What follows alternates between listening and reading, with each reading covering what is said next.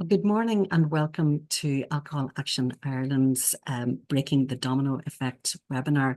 So as we're just getting going and I recognise people are just beginning to join us here, we'll let you hopefully get settled into the event. Just explain a little bit about what we're doing today. Alcohol Action Ireland has been going for quite a while now. We started back in 2003. But about 5 years ago, we started a new initiative that we're calling Silent Voices. And what Silent Voices does, it tries to raise awareness about issues that arise as a result of parental problem alcohol use. Something that is also described as a hidden harm. And I think hidden harm is a very good word for it, because it is one of those issues that it is hidden. It's hidden and there's a silence about it. And sometimes that silence is actually it starts in the home, but there's kind of like a society-wide silence as well on this particular issue. I think we're often, many of us, very, very uncomfortable with the issues that do arise.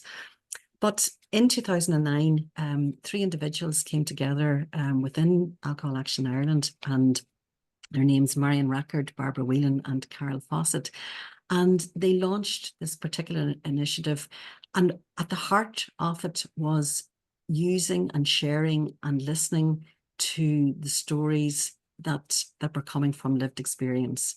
And what we have tried to do is to use those stories, use those experiences, and to tie them with the research, the very rich research that's actually happening in this area, and put that together as with a series of suggestions of policy measures that could be used that could try and reduce some of the harm that actually comes from this particular issue. Over the last number of years, what we have been doing for a week in November is to do a thing that we call End the Silence. And we have a series of events and activities during this week, and so a big concentration of things that would happen.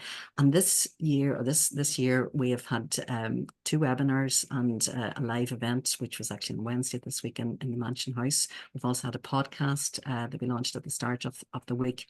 And we've been doing a good bit on the media as well. So the whole idea is to try and just put all our focus on this very particular issue, because we know the importance of it. There's at least 200,000 children living in Ireland at the moment who are in this particular situation, and there's about 1 million adults, nearly a quarter of the population, the adult population, who are living with the legacy.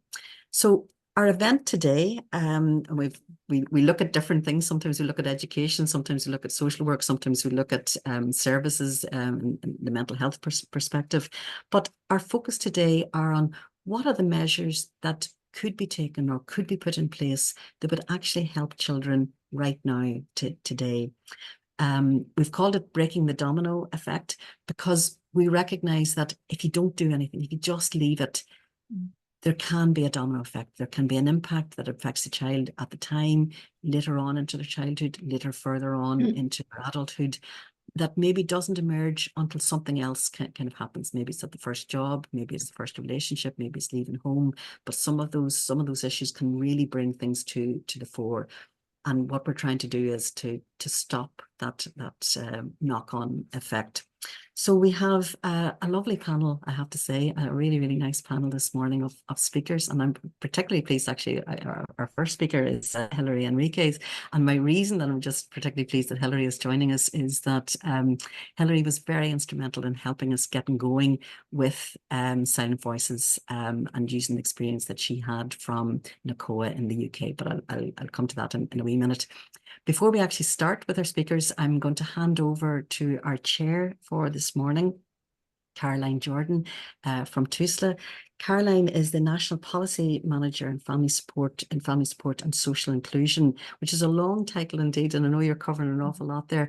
But for us, Caroline has been the person who has been the lead on Hidden Harm, the Hidden Harm Framework, which was devised actually back in 2019 as a joint thing between the HSE and Tusla. So there's a framework and a policy document put together, and we would see this as a very, very hopeful sign of understanding the need for action in this particular area. So Caroline has very kindly agreed to chair the event today. So I'll be handing over to her. Just to let you know that in the chat box, we'll be putting up some links to some resources that I hope you'd find of interest. Can I also ask if people have any questions or queries, if you can put them into the chat box, and we'll try to get to as many of those as possible during the event. So Caroline, I'm going to hand over to you, and thank you again for agreeing to chair this special event this morning. Thanks, Sheila, and good morning, everybody. And thanks, Sheila, for the invite. As Sheila introduced me, I'm the National Policy Manager for Family Support and Social Inclusion. And I suppose really it's, for me, I suppose a lot of the work we're doing with hidden harm is with the HSE and Tusla, but we also are influencing, I suppose, the strategic implementation of reducing harm, supporting recovery, which is our national alcohol and drug strategy, and in particular about the prevention of harms to children and young people. So I'm really happy to be here today, and I am going to be introducing each of the speakers, and then, as Sheila said, I will be chairing the panel discussion at the end. So we'll take the questions at the end, I think, Sheila, but just to allow the speakers. So first of all, I'd like to introduce Hilary Henriques. She's the Chief Executive of Nacoa and co-founded Nacoa, which is the National Association for Children of Alcoholics, in 1990. While working at St. Joseph's Centre for Addiction in Surrey, where she championed the need to address addiction as a family illness. And in 2005, she was awarded the Bristol Lord Mayor's Medal for developing and implementing training programmes focusing on the effects of parental alcohol problems. And since 1995, Hilary has trained 1,000 plus, over 1,000 volunteer helpline counsellors, and was awarded an MBE in the 2005 Queen's Birthday Honours List for her work with children and families, and elected a Fellow of the Royal Society for the Arts in 2008. And in 2015 was named in the Independent Happy List celebrating Britain's unsung heroes and heroines. So the title of Hilary's talk is The Nacoa Helpline 1990 to 2024, and the talk will include how and why the Nacoa Helpline was set up in 1990, its development over 34 years, including studies into the scope and scale of the problem in the UK, the 20-year helpline evaluation, and the model of care. So over to you, Hilary. Thank you. Thank you, Caroline, and thank you, Sheila, for a great welcome today. Nacoa has grown from the hopes and dreams of 5 people who wanted today's children to have the help and support that we did not have. And what inspired that dream came directly from work at St. Joseph's Centre for Addiction in Haslemere in Surrey. We sometimes saw people coming back into treatment, and they were telling us that they were ashamed to be back. They tried everything they could, but they felt that they couldn't fit into their family without the drink or the drug. And we started to see a pattern, and I'm thinking about it, why should they, when the family had adapted to alcohol in the family or drugs in the family, and the family had been given absolutely, in those days, no help whatsoever. How could it be that, having made all these adaptations, someone comes into treatment, goes out from treatment, the family are the same, the person's changed. And so what we did was we started a family program in 1986 actually. And the premise was to let the families know that actually wasn't a walk in the park treatment. And what I remember the first session I ever did with the families was actually looking at the Gilheany chart, which is probably very old fashioned now, but it looks at the stages of addiction. And it was interesting because, partway down the chart, family members were saying, yes, but, I rewarded myself when I'd had a hard day. Yeah, I too hid the problem. I denied the problem. I kept us safe by not talking to family, not talking to friends, not asking for help. And they also had a range of both physical and emotional problems too. Many of them actually on antidepressants, lots of them feeling anxious and depressed. And they had blamed the family, they blamed the drink or the drug for everything in the family. And of course, when person had come back from treatment, the drink wasn't there. And so this sort of mobile, which had been created over years and years, the sort of homeostasis that families look for, was joggled. And the children came to family days, and there were a variety of responses to this. I mean, there were children who were just brilliant. They sit down and smile and, you know, try to take part in the group. There were other children who had tried everything not to come along. And if they did come along, they did everything they could to be excluded from the group. And I was thinking about this today and remembering we never excluded anyone from the group, but, you know, it was quite tough. And then there were the children who were there, but were quietly away in their own little world, a little safe world they built for themselves. And then, of course, there were the children who made lots of noise and joked and made us laugh. But what I remember from those days, and I still can remember those days very, very clearly, is the pain of the children was tangible. Didn't matter if they were laughing, didn't matter if they were being really good, it didn't matter if they were hiding behind the refectory or something. Their pain was tangible, and how strange it must have been for them to be in this room and to be suddenly asking to break the don't talk rule, the don't trust rule, the don't feel rule. And it was seeing how hard it was for those children whose parents had accepted there was a problem and were seeking help for those problems, how much harder it would be for the equivalent today of 2 million children whose parents don't acknowledge or seek help for themselves. And so in 1990, the Nacoa helpline was set up, a remote service which could be accessed without the permission of parents, and a helpline to empower children with a variety of life skills to help them cope with their daily challenges in their own homes.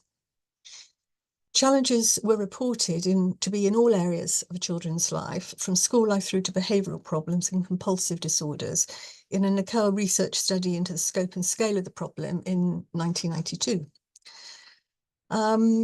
In 2000, Professor Martin Callingham conducted a second study when he became fascinated by what he called the COA, Children of Alcohol Dependent Parents phenomenon, telling me that in all his years as a researcher, he'd never seen such wide or consistent differentials in the groups that were studied. It's this study that inspired MPs Liam Byrne, Caroline Flint, and the then Shadow Health Minister, Jonathan Ashworth, to work with us and to form the all-party parliamentary group on children of alcoholics in 2016. And we published the first worldwide manifesto for change for COAs in 2017. Department of Health funding followed that. That was in 2019. And universally, the stats that came from Martin Callingham's study, which actually had 4,000 respondents, told us, and actually it plays out in everything I know about COAs. They are 6 times as likely to witness domestic violence, 5 times as likely to develop an eating problem, twice as likely to experience difficulties at school, twice as likely to develop an alcohol or drug problem themselves, twice as likely to be in trouble with the police, and 3 times as likely to consider suicide, both as children and as adults. And although the study did take place some time ago, it is still the largest study in the UK, and the findings still resonate with what we hear on the helpline today, and also with the Nacoa 20-year review. The helpline's developed by listening to these children and taking account of what they tell us they want and need. And these are their needs. They want to be spoken to in a language they understand, straightforward speaking, using words and terms they understand and use themselves. The word most used to describe their parents' drinking is alcoholic. And we don't correct their language. That would break trust. And so in that situation, we still use that word, and that word is still part of our name, because we are a membership organisation, and the memberships have consistently asked to maintain that word. We do use the term COA, which has been adopted around the world and is very useful. They also want the opportunity for their voices to be heard, and they want to feel part of something. They don't call it community, but they just want to feel there's something for themselves. And they don't want to be judged, and they don't want us to judge their parents either. And so the Nacoa Helpline model of care was created with all these things in mind. And we focus on the individual caller, encouraging them to look at their own needs and wants rather than those of the family. And very, very quickly, conversations turn from talking about the parents drinking actually to being encouraged, and they want to talk about themselves and what's happening in their lives. Callers may feel they're putting themselves at risk or being disloyal to their parents. They need to know that they can remain anonymous, they are calling for themselves and not to betray their families. Callers often feel overwhelmed and use drink, drugs, eating disorders and self-harm as a means of surviving difficulties at home. And some children experience family violence and neglect. Others may lack confidence and self-esteem. They're unable perhaps to do their homework at home or concentrate at school. And sometimes we recommend something very simple, like staying at school to do homework before going home to chaos. This very often is something they don't want to do because they have quite often very rigid routines, although their lives are chaotic. They have a rigid routine within the chaos that goes on at home. Some of them are very keen to get home because they're worried about younger brothers and sisters, and that's a theme we see over and over and over again. But actually what can happen is we may suggest, well, I don't know, just do 5 minutes, 5 minutes, that's all. And then go home. And then it may be, okay, we'll try it for 10 minutes. And then we can build up time with them. And then when they begin to realize that actually nothing is different, nothing has changed. So then they can start having time for themselves quietly in the library. It used to be called the Learning Resource Centre, I understand. Some time for them between being at school and the activity there and what's going to happen when they get home from school, or not happen, because of course that's part of the problem. We encourage callers to talk about their relationships with teachers, friends and family members. Their relationships may be difficult because of course they do worry about telling on their parents, and they would worry about telling on their parents to anyone in their homes who might help. And for some callers, there is no one. There really is absolutely no one. And for others, they may just need a bit of help to think about what they want to say to people, rather than having this enormity in their head, you know, what it's all about. Just talk in the simple terms that they talk about. Callers can call the helpline for as long as they want. They talk about a wide range of problems, and sometimes, as I've said before, are concerned about younger siblings. The roles of child and parent have become blurred. And that, of course, feeds into their need to feel responsible, because if they are responsible, then actually what they can do is make changes for something. But this is not something for a child to be concerned and worried about. It's very hard for children when they, especially, and I'm going to say especially the eldest, it's usually the eldest, it doesn't have to be, of course, who is looking after younger brothers and sisters who are born into this responsibility. It's very, very hard for them to even consider giving up some of that responsibility, because it's become very much about who they are, who they think they are. But speaking to helpline counsellors can provide those children and all children with the experience of being heard and being believed, which is really important, and being helped to put things in place, like going to the library after school to do homework, which will mean they're not in trouble at school. These positive experiences lead to higher self-esteem, and also they can learn how to problem solve for themselves, which is great. You know, they can become independent and they can do things for themselves. Being heard and having found words that they can use to ask for help, they very often will then get in touch with the local agencies that we found for them. And they can call even when they are with other agencies if they want to. And the helpline is always there and will always be there for them. The Nacoa promise is at the heart of all our work. Our promise is we're here to listen, we won't judge, we're here to help for as long as you want. What you say will remain confidential, and calls to helpline are free, and we do not trace or record calls. And this gives children the confidence to contact the helpline, knowing that we will respect their right to confidentiality. And interesting, as part of the work with the Department of Health, our confidentiality policies were overseen by them and were found to be the right thing to do in this situation, understanding that and keeping the conversation going, keeping those children connected was far more important than actually putting them into safeguarding where they would be trapped for a while. And so we have been able to maintain contact with children who've fallen through the gaps in services. And I'm thinking of one young caller. She was about 13 years old when she started to call us. Social services had been involved, but had taken no further action. She lived in an abusive home and had been scapegoated for the family for her father's drinking. Apparently everything was her fault. She felt responsible, and she did everything in her power to get him to love her, to notice her. And also she would not go to bed until he was home from the pub, or if he was at home, he'd gone to bed himself and she could hear him snoring before she could go to sleep. She was cold, hungry, and riding the buses most of the time in the winter because she was so cold. Food, the parents ate pretty good food. She wasn't given the same food.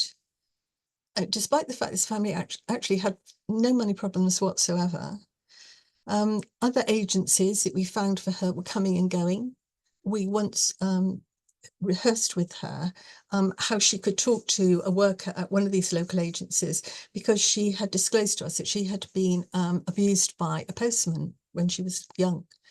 And so we rehearsed this over and over again. She was not going to run into the doors and blurt it out, which was the way she, communicated. But actually she was going to walk in and she was going to speak to a worker and ask if it'd be possible to speak to someone somewhere quiet. And she got there and she did that, just that. She said those words. And then the worker looked at her and said, "I'm so sorry, but we're closing in 2 weeks. We've lost our funding." And this was not the only time this happened to this person. And so, of course, she kept in touch with Nacoa. We did find a local YMCA, which was absolutely fantastic. And she did make friends there. And they did help her once she was 16 to look for sheltered accommodation. Unfortunately, she was denied. She went for, I think, 3 or 4 interviews. And on each occasion she was denied. The reason she was denied was because she had too many issues. You have too many issues, go away. And there were no follow-ups. It came to a halt. She maintained contact with Nacoa.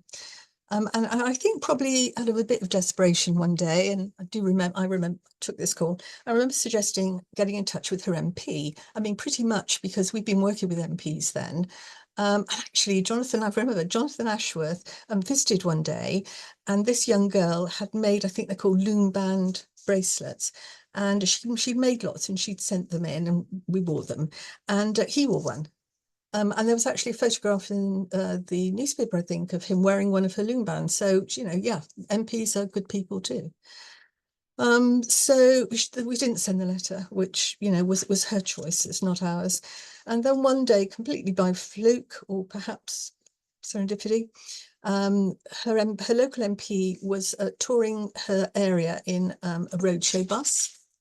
And being heard, she popped her head round and said, "What's this all about?" And someone said to her, "Your MP is here. And if you've got any problems, you can talk to him." And so she did. And he took up her case, he intervened, and within 6 months, she was in sheltered housing. And that's really what made a difference in that girl's life. Within a year, she'd enrolled in college. She was making friends and looking forward to eventually living independently, which she has now achieved. Working together, we really are making a difference. And things are changing. The Nacoa Helpline Review of 2001 to 2020 reported that Nacoa had received 1.5 million contacts in that period. That was phone, email, website, and social media.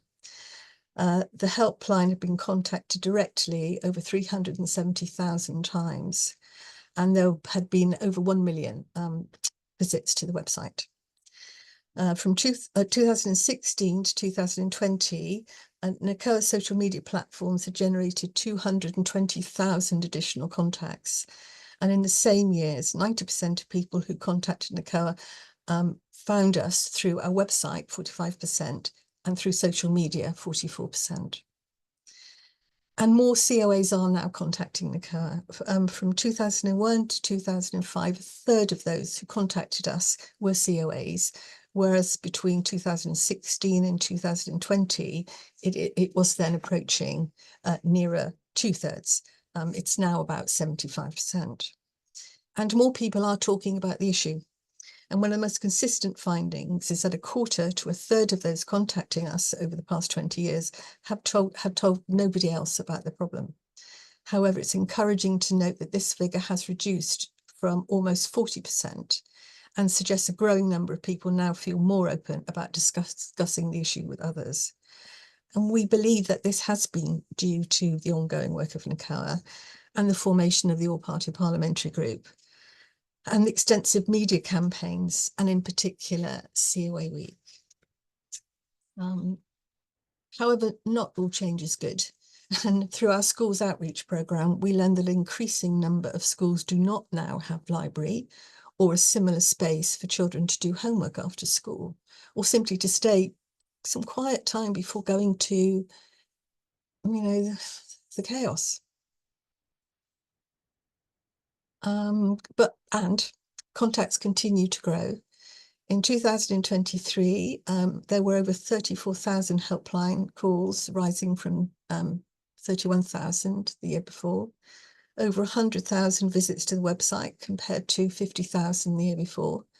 And Instagram followers increased to 16,500. And we have a TikTok platform with 8,000 videos, which recorded in 2023 240,000 views, including 184,000 views during International COA Week. When we promote the voices of these children, what we in the UK do is we don't talk about them, we invite them to talk with us. And we joined voices in 2023 with Finland, Germany, India, Korea, Slovenia, Switzerland, and the USA. I mean, this is an international community reaching over, and in 2023, we reached over 1 million people in the UK. The numbers I'm talking about help to tell a story, but it's the people that matter. It's always about the people at Nacoa, those who help and those who provide that help and support. And the founders' dreams trickle down so that we are now joined by countless others who want today's children who may otherwise remain lost in their pain. And the result is a community of people providing help and support for some of the most vulnerable children and young people in the UK today. The Archbishop of Canterbury foresaw this community, and he wrote to us. His words speak volume about the COA experience. We all know that having a parent who abuses alcohol is one of the most disruptive experiences for any child and leads frequently to long-term effects in one's self-confidence, one's capacity to relate, and even for some people in their own relation to alcohol itself. My experience was fairly difficult. It involved periods when there seemed to be no problem and periods when the problem seemed to have no end. It led to wild mood swings from my father to behaviour that was deeply abusive, and other times where affection was expressed. By the end of his life, it meant that in the event of his death, again, which was a confusing one emotionally, including dealing with, on one level, a sense of relief. One of the things I most missed was a company of others who understood the issue. Even good friends could not believe that he was as I experienced him, given that for them he seemed quite normal and even very amusing and clever, which indeed, in the absence of alcohol, is what he was. You are so important because you can be the source of a real community that merely by existing and accepting offers the chance of healing and the hope of purpose to people whose lives have been disrupted and diminished by the effect of alcohol abuse in someone whom they love. Nacoa is now a large community, although we only have 9 members of staff. We have 575 volunteers, 660 members, over 300 sponsored eventers in last year alone. We have 6 trustees, 15 patrons, 11 ambassadors, 15 consultative council members, and countless number of social media followers and funders. We are now, and other than that very brief 2-year funding from the government, we rely entirely on voluntary donations. And without all of those people, there would be no helpline, and a service which continues to be freely given by people who genuinely care. I have been privileged to spend half my life working with some of the most amazing children and young people. And I want to end by sharing 2 experiences with you that will stay with me forever. The first is the first time a caller rang to give me good news. I stayed at school all day today. I stayed at school all day today. Wow. The pride and joy in his voice still resonates with me today, as if it was yesterday. Children not only want to talk about their problems, they also want to share the good things too. And we can do that, and we do that. But I'll never, ever forget, years and years and years and years and years ago, never forget the first time that happened. And then another is during a call on Christmas Day one year, a caller told me she'd spent the morning drawing and colouring. She did get into pocket money. She bought herself a colouring book and some colouring pens, because Father Christmas didn't really go to their house. And she also mentioned in the call that her parents had never put her drawings on the fridge like other people. And so we had a collection of her drawings, which she sometimes sent through to us by post. I mean, all this had, happened over a period of a year or so. And so I found the drawings and I pinned them up on the screens around the helpline area. And I took a photograph and I sent it to her, actually as part of an email back to her. And she got back and told me this was the best Christmas ever. It was also one of my best Christmases ever. These children are amazing and deserve our help and support. They need not to be in the middle of the crossfire when we talk about words which we believe are stigmatizing. We cannot and must not sacrifice generations of children while we, the adults, destigmatize things. We need to allow them to use the language they know. All of them, every single child I've ever spoken to, everything I can remember reminds me how important it is to listen and really, really listen. Let them talk. It's only by staying silent that they will start to talk about what they want to talk about. It's so important for them to be heard. And if we do this, if we listen to them, they feel heard. Together, as a huge group of people, we can stop the domino effect that we're talking about today, which goes on and on through generations of family. And that's what we have to do. Listen to these children at a time when they are at the moment that they are absorbing differences so much more easily, because that's how we're going to make a difference. Thank you very much for letting me talk today. Many thanks, Hilary. And I have to say, I can really feel the work over the years. And, I suppose there's joy and the sorrow, I suppose, as well. I can hear that. I do think that for all of us, listening to children needs that constant space, doesn't it? That consistent space and access to the space and people who they trust. So I suppose that's what I hear very strongly from you, to be consistent and allow them to maintain that contact and share their joys. And I suppose for all of us as well, I suppose, about not judging their parents, I suppose another message I'm hearing very strongly. So thank you very much for that. And I'm going then to, I'm sure there'll be questions in the chat or comments, Sheila, I'm sure. Yeah, I'm actually just going to jump in just very quickly, Caroline. So because I'm aware that Hilary's going to be leaving us and you're Yeah. not Have to able go. to join that. But I just want to really thank you. And I suppose I had just one question that I would like to ask you is if you had policymakers in the room, Mhm. what would you say to them today? What I be- would say put the children first. Think about the situation they find themselves in.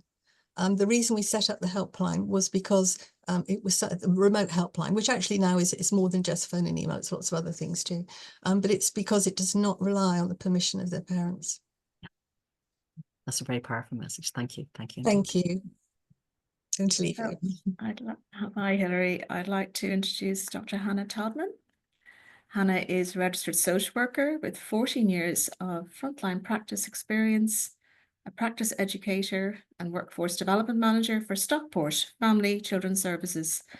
The focus of Hannah's practice has been supporting children and families affected by a loved one's substance misuse. Hannah's recently completed a PhD undertaken at Manchester Metropolitan University, focusing on the experiences of children aged 7 to 16 who live with parental substance misuse. And the title of Hannah's talk is Understanding the Needs of Children Living with Parental Substance Misuse. So I'm going to hand over to you, Hannah. Oh, thank you, Caroline. And I'm really not sure how I can follow on from Hilary. That was really powerful, really, really moving. I'm just going to see if I can just get my slides up and share them. There we go. Okay. Caroline, can you just let me know that they've shown up okay? Yes, we can. Yeah, if you want to go to slideshow, if you can, Hannah. Yeah, it's showing a slideshow on my end. Okay. Well, look, we can see the slide anyway. Yeah. Okay, let me just let me stop and sharing and just try again. It's sorry, my computer doesn't particularly like Zoom for some reason. Has that worked any better? Is the slideshow showing? You can go ahead, I think, Hannah, because we can see the slides. We don't have the full screen, but not to worry. You go ahead. Okay, that's fine. Sorry that it's not working as it should do. So hello, hi everybody, and thank you so much for having me today. My name's Hannah, and I'm going to guide you through my practice experience, my lived experience, and also the findings from my research over the last few years, which was supported by Manchester Metropolitan University, the British Association for Social Work and Social Workers, and also Stockport Family, which is Stockport Family Children's Services, where I've been employed since about 2007. So just to tell you a little bit about me, growing up, addiction is something that that has sadly run throughout my family, and over the last 10, 15 years, sadly we've lost 3 members of my family due to health complications, due to alcohol or drug misuse. And it was my lived experience of growing up with family members who I love dearly, and seeing their struggles, seeing their battles, and having family members that continue with their battle now. That was my motivation to become a social worker. And I qualified in 2007 and spent 14 years in frontline practice in a specialist role supporting children. I was very lucky to work for a service which was particularly in England is very few and far between in terms of a local authority having a specialist provision for children living with parental substance misuse. So I was a frontline practitioner for 14 years, and it was this experience that really was my motivation to do my PhD. Often when I was on duty, I'd receive phone calls from practitioners, from family members, also children, from other local authorities. And because they weren't living in Stockport, we could only support families in Stockport because that's where our funding, how our service was kind of ring-fenced, and just not being able to do what we wanted to do to support that, the child and their family was just devastating, really. And throughout the years and throughout all my years of being a social worker, I've seen the development, and rightly so, of other vulnerable groups. We've seen, the implementation of legislation to protect and support children who are young carers. We've seen the development of legislation, policy and practice to ensure the needs of children who are at risk of exploitation, or children who are victims of domestic abuse, growing up in households where there's domestic abuse. We've seen such a legislative and policy, positive change, and yet children affected by their parents' drug or alcohol misuse continue to be a group of children who are silenced, who are hidden harm, because we have this continued postcode lottery of support. And I think, we've heard that from Hilary this morning, that whilst there is such a drive and such a passion of those of us in the field to make those changes, without government funding, without this group of children being embedded into our child protection legislation, we're going to continue to see, the highs and lows of funding changes. And actually, I think it's really shameful that we know so much about the needs of this group of children, and still across the UK, there is a postcode lottery of support. So the PhD research, with the support of Professor Sarah Galvani, Professor Hugh McLaughlin, and others within the addiction field, we produced a practice guide. For me, doing the research, it was always about children, families, it was about children, families, and this guide is for them. It's about making sure that our practitioners in frontline roles have the knowledge so that they can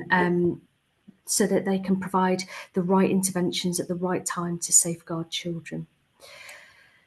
So we know that over many, many years, the publication of Hidden Harm, I think, was in 2003, so we're 21 years on, and still we don't see, all 47 recommendations that came from Hidden Harm, we don't see that embedded in our legislation, in our policies, and in our frontline practice. And when I talk about the needs of children growing up with parents who misuse substances, this is absolutely not about ascribing blame or shame to parents, but we cannot shy away from the negative impact that parental substance misuse does have on children. And we are in a system which has failed this group of vulnerable children.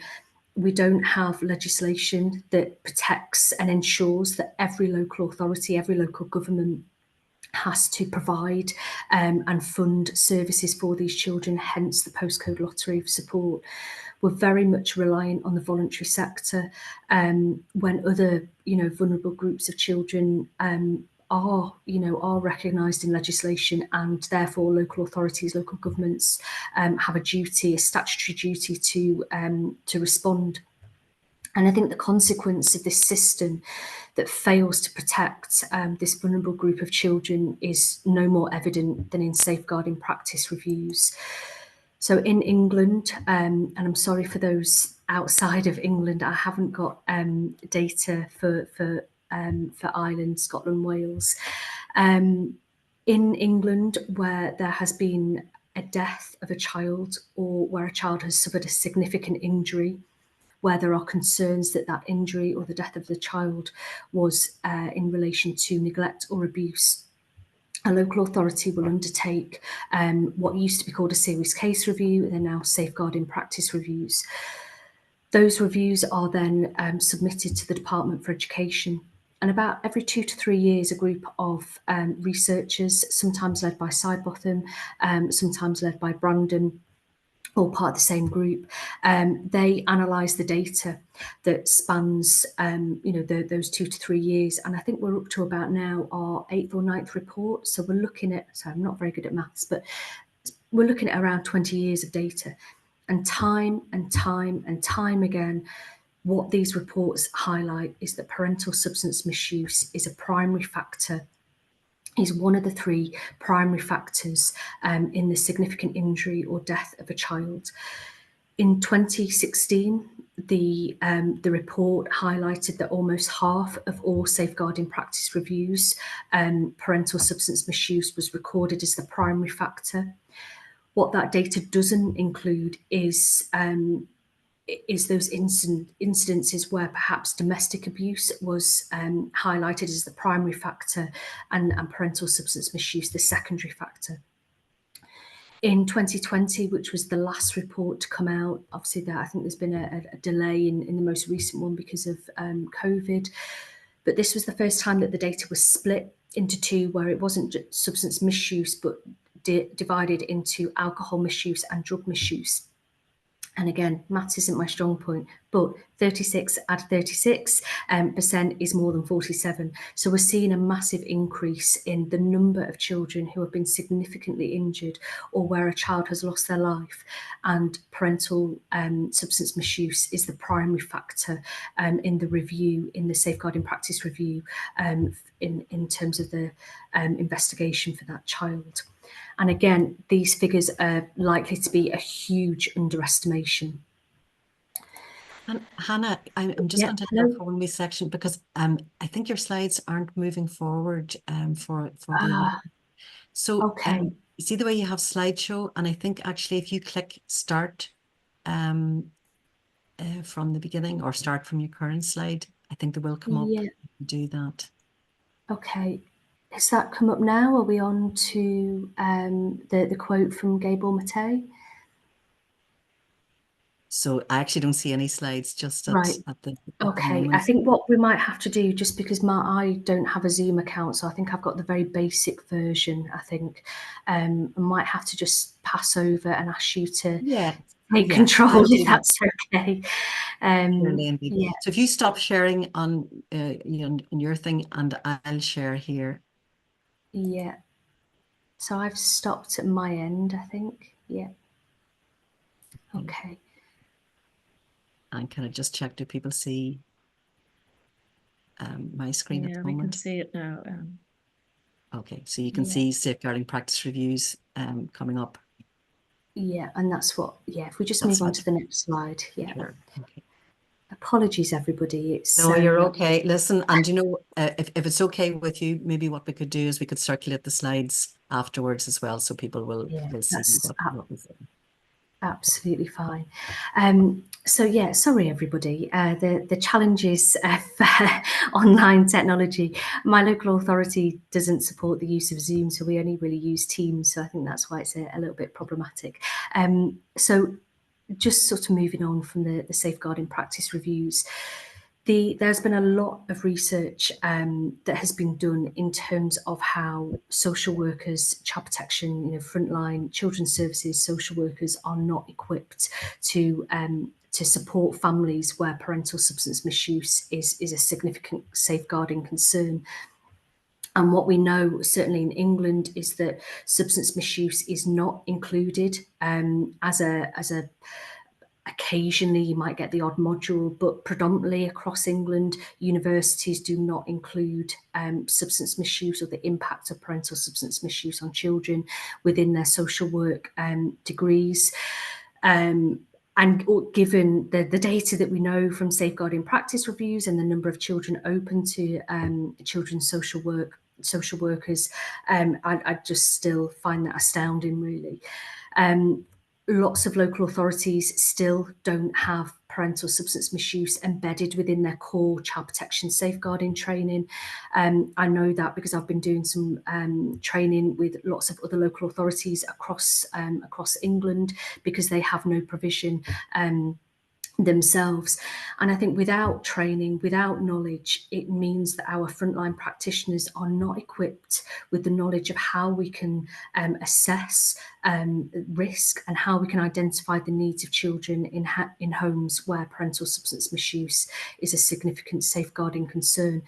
And what that means is that often it's only when the very visible signs of harm are present, so where there might be really neglectful home conditions, or where there has been a police incident or a child has been harmed, that these children become noticeable to services, which is why, you know, we continue to see children who are silenced, who are silent voices, and who are hidden harm.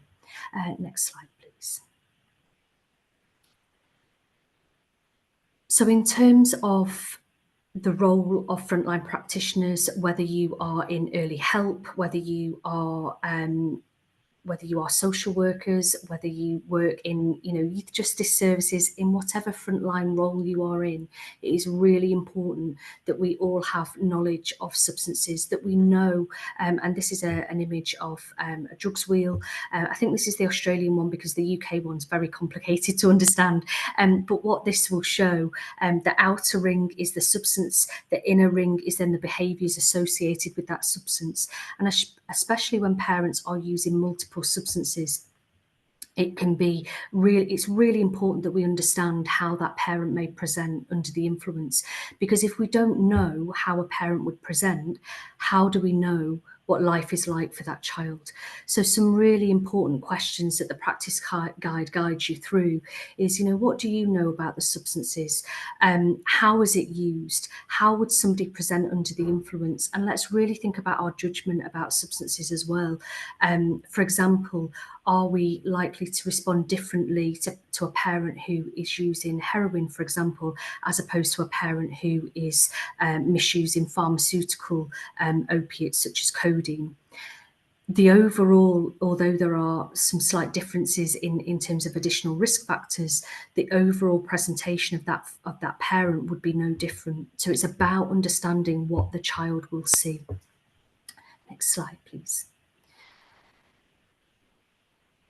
So what the... I think I missed one. It's all right.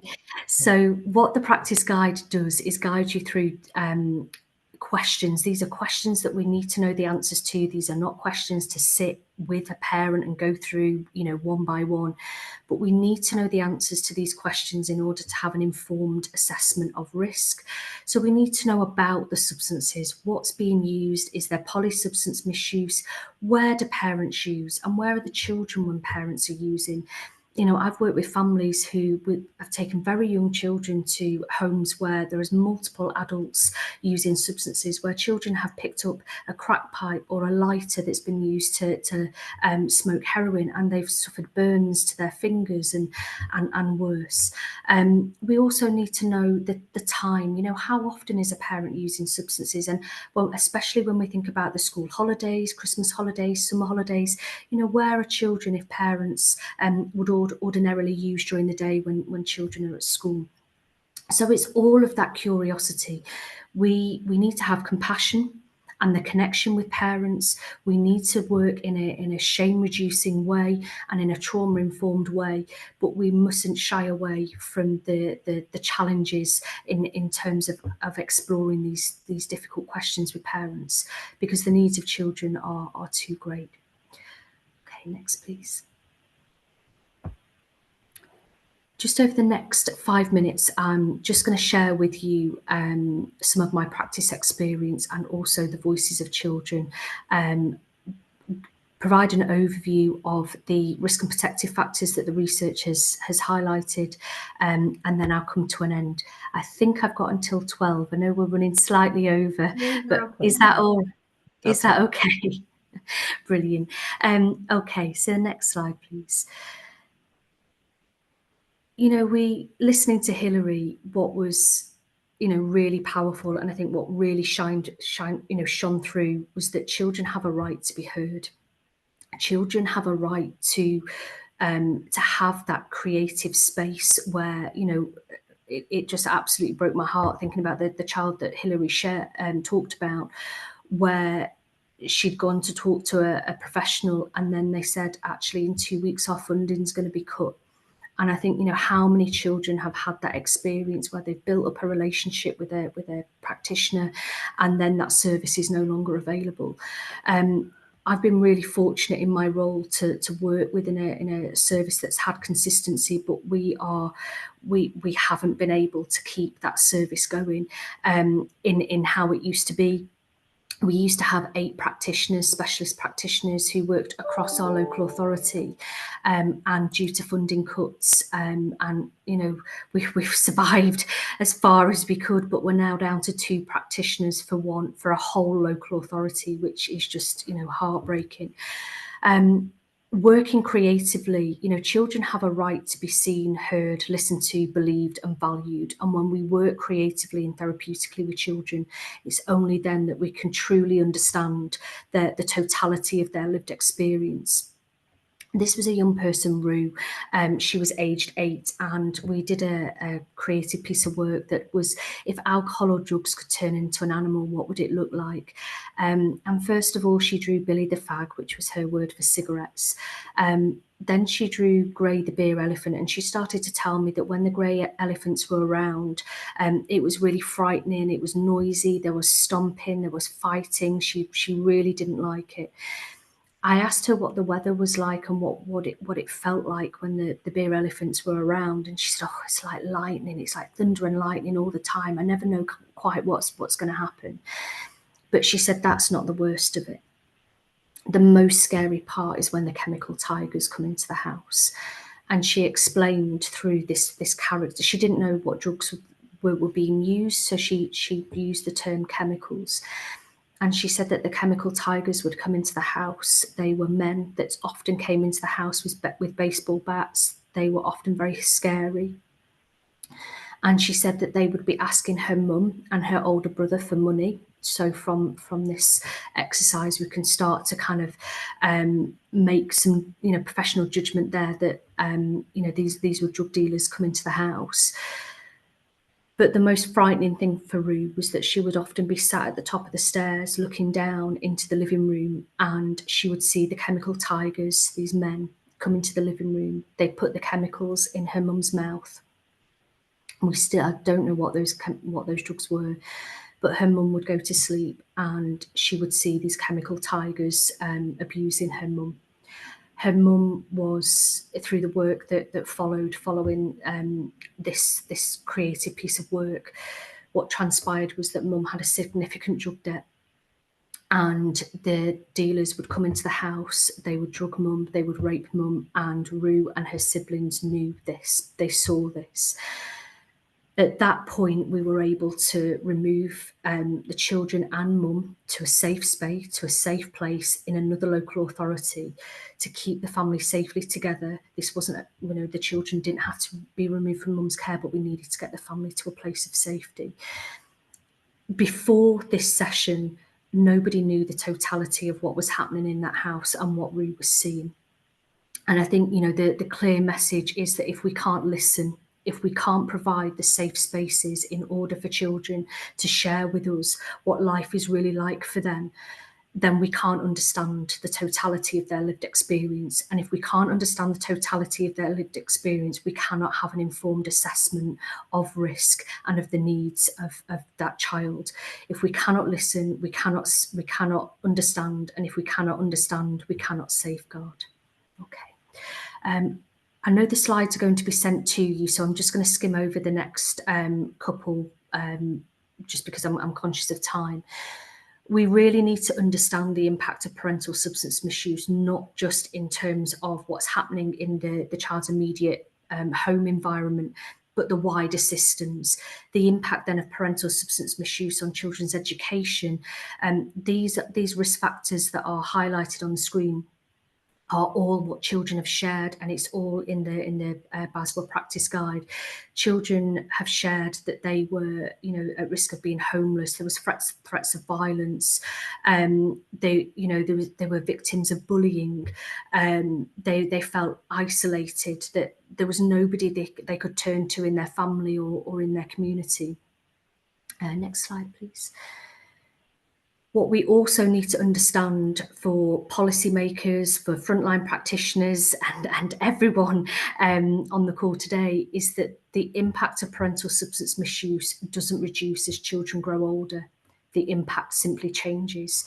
So whereas a baby or toddler, would be solely reliant on their parents meeting their needs, whereas a teenager can meet their needs in terms of, getting dressed and getting something to eat, the emotional impact on our older children, we absolutely need to keep their lived experience in the forefront of our practice.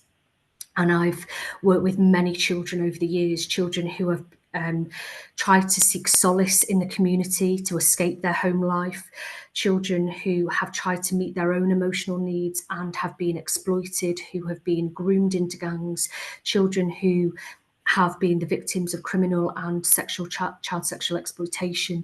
So it's really, really important that we remember that risk factors do not reduce as children grow older, they simply change. And if we just skip to the next one, and then we'll go to the last slide, Sheila. So it's not all, so I've just spotted a spelling mistake there as well. It's not all doom and gloom. Children growing up with parents who misuse substances, if there are significant protective factors in every system, in their home life, their family, their wider community, those protective factors can be a buffer against the risk factors. They don't equal out risk, but they certainly act as a huge significant buffer. And without those protective factors, the impact will be felt acutely by children. And if we just go to the last slide, Sheila. Okay, so in summary, Hilary mentioned their pain is tangible, and it absolutely is. Children growing up with parents who misuse substances can be lost in their pain. They can remain hidden harm because frontline practitioners do not have the knowledge and the training to recognise their needs at the earliest opportunity. So it's absolutely vital that all governments are aware of the needs of this group of children, and we need to see change that's sustainable, not just relying on pockets of funding here and there.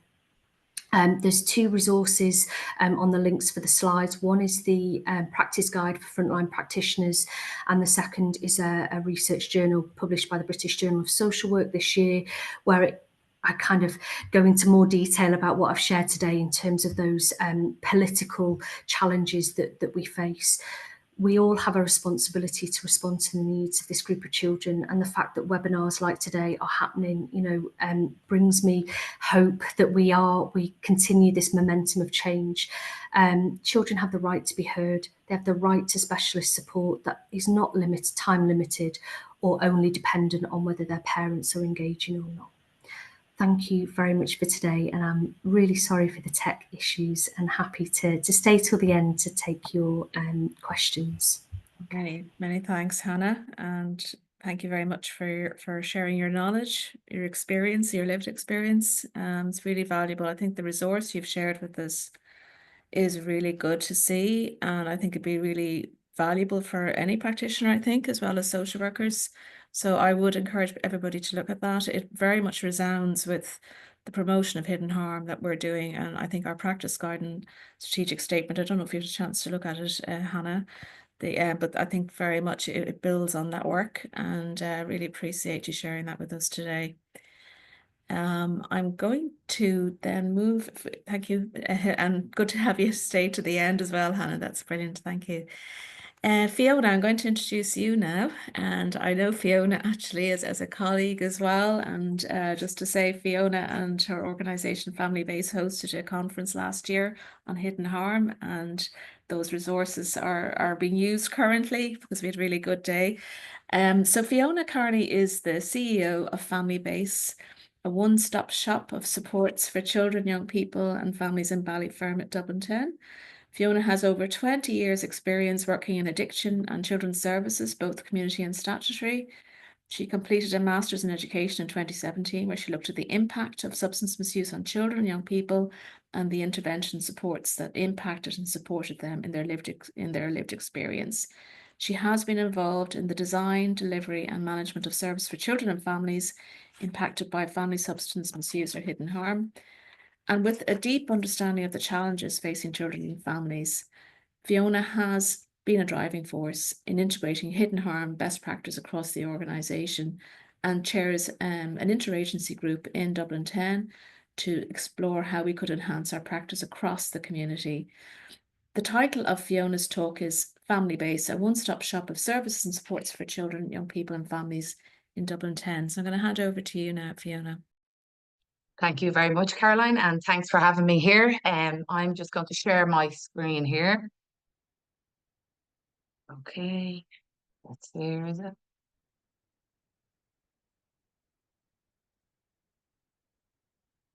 Has that come up? Yeah. That's fine. Thanks, Fiona. Yeah. Okay, so we go from the beginning. Okay, so I'm in, no tech problems, thank goodness.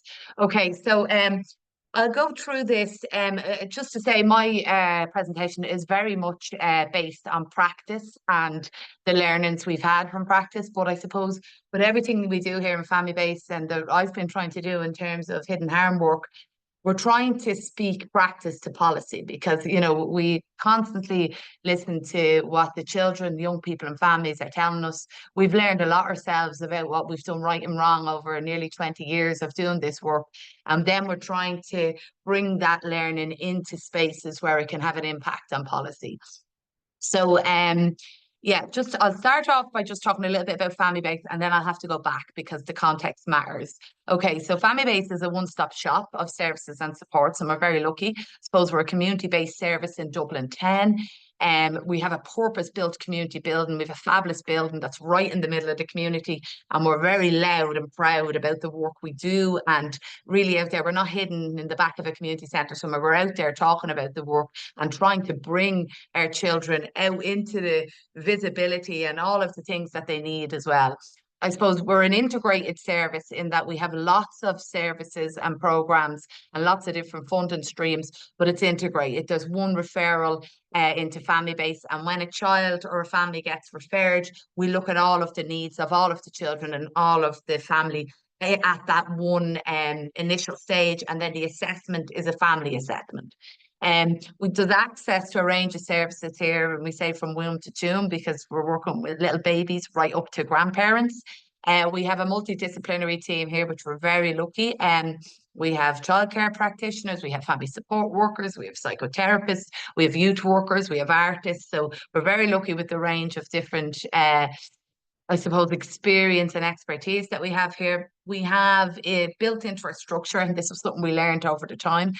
We have integrated program and practice meetings so that, you know, all of the different professionals come together and they meet around specific cases. We have a step up, step down process because anybody who understands, I suppose, addiction or hidden harm or parental substance misuse, they know that it's always in flux. Things change very, very quickly, and you can do a piece of work with a family and we think, great, family are doing really well and we're working alongside the family. And they're saying, I don't think we need this service anymore. And that's great. And we close. And then something happens very quickly within the next month or two. And the nature of resources, you might have opened another family and you're working with the family. So we're very lucky in that because we have a youth service or because we have, you know, arts programs and community programs here. Very often what we do is the family, you know, things might have moved on for the family and they don't need the intensive support, but the children still remained in the service, just doing fun activities in the youth work service or in the arts programs or in the community programs.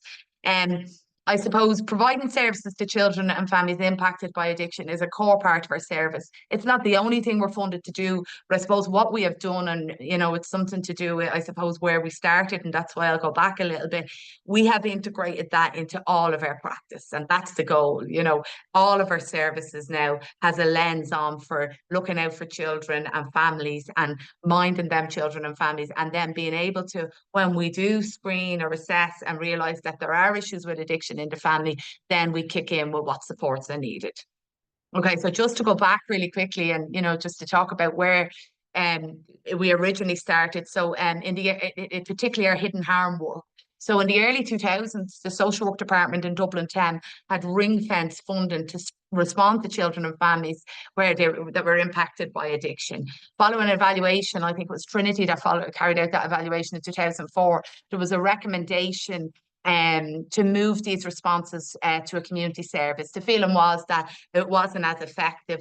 I think it was 2 social workers, if I remember correctly. You might remember, Caroline, they had been ring fenced, because what was happening was, you will remember back to the 90s, we had a surge in heroin addiction in Dublin. And, you know, we were seeing, social work departments were seeing an increase in referrals around drug issues particularly, and they were trying to be creative. And I think what had happened in our local department would have been the HSE at the time, not Tusla. They ring-fenced 2 social workers to try and think if they work with these families and work differently. But I think the feeling was there was still the fear there for families because it was within a social work department. So we took that out into the community, and that work started to happen in 2005. And Dorian McGowan was the then area manager, and Frank Gilligan was the drugs task force coordinator. So way back then we had adult and children's services working together, and I think that's really interesting. We're doing this over 20 years in this area. It's probably not documented that we've been doing it, but we're all trying to get adult and children's services to work better together in the interest of children, and that was happening at a local level in Ballyferma at the time. So Family Scope would have been the organisation in 2006 who tendered for this funding, and were successful, and the job was to develop a programme to respond and to support children impacted by addiction. And so we did. That was the Child Welfare Programme. So between 2006 and 2014, we developed that programme from the ground up, and I really mean from the ground up, by meeting families and by finding out what is it that you need. We weren't telling you, you know, this is what's on offer. And it was really a program where we found out, and we found these children in the community. And I'll talk a little bit about how we've done that, because people at the time, you know, schools, we'd go to the schools or the drug services and we talk about, you know, we want to work with the children. And the schools at the time were saying to us, yeah, but we can't refer them children because their parents, you know, even if we think their parents are on drugs, we're not going to have that conversation with the parent because we could be accusing a parent. So there was all this fear around drug and alcohol issues at the time that we couldn't talk about it, and we couldn't ask the parent a question if they needed support for their children. So that was the big piece. How did we find the children? We knew there was issues. How did we find the children? And then how did we provide supports to them? And then I suppose just to say, Family Scope merged with another local service in 2014, and Familibase is born, and that's who I'm talking about here. The reason I talk about this is because sometimes when I give family-based presentation, people say, oh, it's easy for you to do that work. You have the range of services, you have lots of resources, so it's easy. But we were doing this work from 2006 to 2014 with 1 worker initially, 2 workers, and max 3 practitioners. So it's possible if the practice is right to do it. Okay, so just to talk a little bit about Familibase. So what we have here is in early years and after schools, full and part-time daycare, ECCE, and a full after schools. I suppose a lot of people think about after schools in the context of supporting parents to go back to work, and I suppose our after schools has developed a bit differently here. Ours is around supporting very vulnerable children, and there is a mix sometimes that some parents use it to be able to go back to employment as well. But I suppose more and more we have children who are very vulnerable, and this is a protective factor because it's a 7:30 in the morning to 5:30 in the evening, care and support for children and young people. Okay, in the child and family strand, we have an intensive family support program responding to hidden harm. We have a teen parent support program. We have attachment and resilience programs for children and young people. And we'll be talking there about, you know, the young person support program, specifically focusing on hidden harm for young people. TerraPlay, we're delivering all them programs. We have a range of evidence-based parenting programs. We do them all, Parents Plus, Incredible Years. Up, we're doing a bit of parents under pressure. People might have heard of that. It's specifically for parents where there are or have been addiction issues, and it's very much focused on the attachment between the parent and the child. What I would say about all of these parenting programs and children's programs and evidence-based, and I always say it, don't get caught up on the program. That's not really what matters to these children. What matters is the relationship with the practitioner, the safety, the space, the place. All of that is the most important thing. And then great if the children are ready and the parents are ready to engage with the programs, but the relationship and the safety matters first. And then we have recently, in the last couple of years, brought in a a systemic family therapy and trauma therapies into the organisation. And this has been a great development. It's one of the biggest learnings for us, because whilst we've always been working at the level where there's drug and alcohol problems in the family, and there'll be crisis management, or there'll be harm reduction work, or there'll be support at that level, very practical level, and supports directly to the children. What we've seen is that when parents are ready, and usually it's if a parent can get recovery, the whole family needs to recover, and our family therapy has just been an amazing addition to making that happen. It's supporting the families to properly recover from trauma together, with a focus on everything, not just the parent, the grandparent, the children, because everybody needs to be included in this. In our youth and community strand, we have a youth work program, arts programs, we have a young person's addiction and support and recovery program. And I suppose that's very important. Anyone who's doing this work knows that the intergenerational nature of addiction, and often when children grow up in families where there's addiction, there's an increased likelihood that they'll engage in more risky behaviours themselves around drugs and alcohol. And we're very lucky to have some counsellors working with our young people on that. And look, we've lots of programs, and that's not what I'm here to talk about. I want to talk about the hidden harm work across them. So I suppose if I can just have a look at the way we do the work. So we have universal provision in the service. So that really means it's for everyone in the community. We have targeted programs, and therefore people who have specific needs, additional needs than every other child. And then we have very specialised programs. And usually the specialised programs are the ones that we're using with our children where they've been impacted by hidden harm. Just to say that, we work very hard in this organisations on our values. And if the funding was cut in the morning, it's the targeted and the specialised that it will be kept, and we've had to make these decisions before in funding. And if universal stuff is the stuff that we drop, because we prioritise our children who are most vulnerable and who need us most. And that's been something that we've always done. It gets easy when funding's being cut, and sometimes people are just counting numbers to do the universal work. I can open up a drop in here in the youth service on a Friday night, and I could get 40 or 50 kids into it, no problem, tick all the boxes in terms of numbers. But they're kids who are probably in football, in ballet, and in music, and drama already, so we really do a lot of work in making sure that the resources we have are going to those who need them most.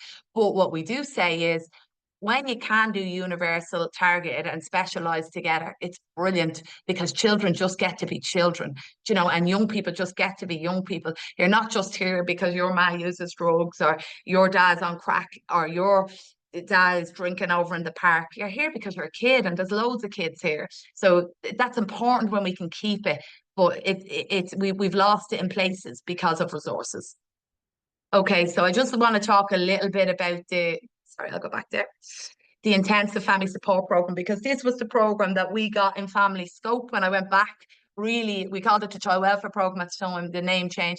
It was really about family support, and really about family support, but the focus being on the children, because often what was happening with families where there was drug issues, and particularly mothers we were coming across, is they didn't want you in the house. They didn't want the support, not because they were saying they didn't want their children to get it. It was they were really fearful of getting the support. What was this going to open up? What was going to happen? So we done a lot of work, and I suppose when I look back what the enablers were to getting in the door with families and all, I suppose my own experience of growing up in a community, I'm very close to this community in terms of I would have been part of the development of it, in terms of culturally being connected to the community. Drug and alcohol use having had a huge impact on my own family, understanding, not being afraid of any of the issues that were emerging, and understanding that support was possible. We also worked with drug services. They were enablers. I remember a number of occasions going up and meeting parents in the drop-in in a low threshold drug service, and just saying, look, I'm not here for any judgment. I'm just here. Do you think the kids could do with a bit of help with certain things? And they say, well, I don't know if they need help, but they're terrible. They're not listening to me. They're doing this and they're that. We say, well, let's try that. They're not going to school. So we really focused in and listened to parents at a time where, I have a story where I tell over and over again. I remember being involved in a meeting very early on, and there was nearly 10 professionals in the room. We'd social work, we'd education, welfare, or maybe it was homeschool, teachers, loads of us different ones, youth workers, and the child was school refusing, and there was loads of that going on, and we were offering everything, you know, there was therapy being offered, parenting programs, everything was being put on the table for the parent, and the parent said, none of yous are here at 8 o'clock in the morning when he won't get out of bed, and he's abusing me and he's throwing things at me. And that was the beginning of a lot of stuff for us. And we says, right, we'll be there. We'll come down at that time. And we started something that was called the morning program.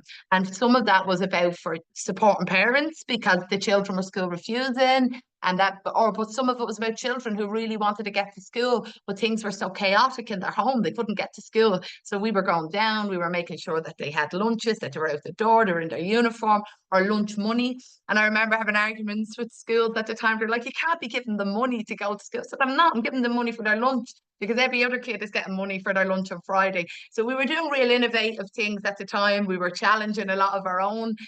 Even in our own organisation, we were all saying, can we do this? Can we do this? So we had to do a lot of work in the background to be able to do this work. We had to write lone working policies. We had to look at health and safety. We had to look at staff being able to drive their cars with children in them for work.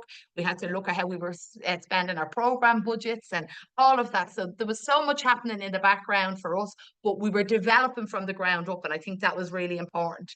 So these were targeted interventions for children and families impacted by hidden harm. They were outreach. So much of it was happening in the home, or bringing, you know, meeting children outside. At that time, we only had a tiny little couple of rooms in a building.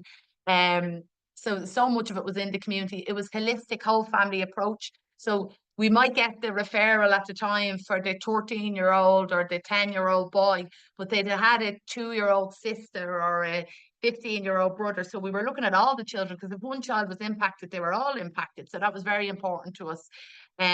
We really hung on to workers having a low caseload and low numbers. So, you know, we had this number of 7 or 8 families, but there might be 18 children in that, across that, and that was very important to us. And so many times we were challenged on that. Surely they can take more families on, but that was really one of the important learnings. You know, if we wanted to do work and we were offering one-to-one work directly to children, the caseloads had to be really low. Other than that, we weren't doing what we were saying we were doing, which was intensive work. And it was non-time specific, and learned this very, very early on. You know, we weren't fixing things very quickly. And we had loads of conversations with different funders over the years, and they were looking at us going over a year with a family and saying, and you know, and all this the different challenges were around, are you making a family dependent? And we kept saying, look, their services are directly to the children. We want to work with the whole family, but the children are at home. They still need these services. So, and we've done loads of talking about that. Great to see that. And Hannah is coming up as well in terms of that the non-time specific work. Okay, so the interventions, I suppose, there was loads of them, but particularly in terms of the intensive family support, it was case management. It was assessing the whole family, looking at the needs of individual children. It was looking at the early years and their education and support, and what they needed. And that amounted to everything: morning programs to get children to school, ensuring that there was, you know, advocacy for children in school, because very often that wasn't happening. We knew from the research, and as it emerges, that education was a big place where children felt lonely, that their parents often didn't come into events. And then we'd be talking to the parents and they'd be saying, I can't go into the school like this. I don't want them to see me like this. And we've done a lot of work to try and help parents get to the school for the big events. And that used to be amazing for children. I'm just going to move this over for a second. I can't see me on screen now. I can see it. We had it's a home visiting program. We were doing so much of the work in the home, and that was really it really I suppose eye-opening, the work in the home, because you get to see everything, get to see the interactions. And what you were seeing in a lot of families where there was drug or alcohol issues, there was huge warmth from parents. And that used to be before, you know, when I was a practitioner myself and hadn't fully got the breadth of all of the research and what was important, the warmth, that when I see warmth between children and parents, I was always really encouraged and saying this is really important. We have a key working program. So this is a service directly. This is part of what we offer. Children get one-to-ones in their own right. And, you know, this was a big thing, because the parent might be on their own journey and they'll be somewhere along that journey. They might be engaging with a drug service, or we'd be trying to encourage them to engage with a drug or an alcohol service. And, you know, there could be sporadic engagement, they could be really intensively engaged, or they might engage and drop out. And anyone who understands addiction, they know there's a cyclical nature to it as well. But the children, no matter what, got their support. And I always say children need services in their own rights, irrespective of where their parent is at on the journey. So important. Appointment support became very, very important as well, because what we were realizing was these children were often referred to lots of stuff, you know, all of the children, whether it was PHN appointments, speech and language appointments, CAMS appointments, but just given the chaotic nature of the family home, very often children weren't making it to these. So we were ensuring that all of them appointments were happening.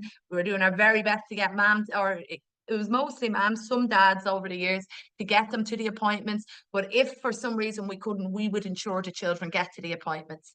We would do referral outs when we needed to. And then I suppose more and more we're doing intern and referrals and Familibase. So we're, you know, we're getting the family in, and we're looking at them holistically, and we're saying, right, we need an early years placement. We need an after school for the older children. We need a youth group for that 15-year-old. Mum needs this. So we're looking at the whole family together.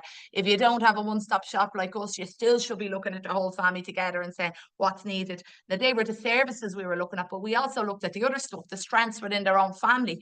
You know, mom is really warm, mom is working really hard with the drug service. You know, we need to be doing work on mom and the daughter's relationship, or be looking at granny or the uncle or the auntie. We always looked internally within the family and the kinship care as well.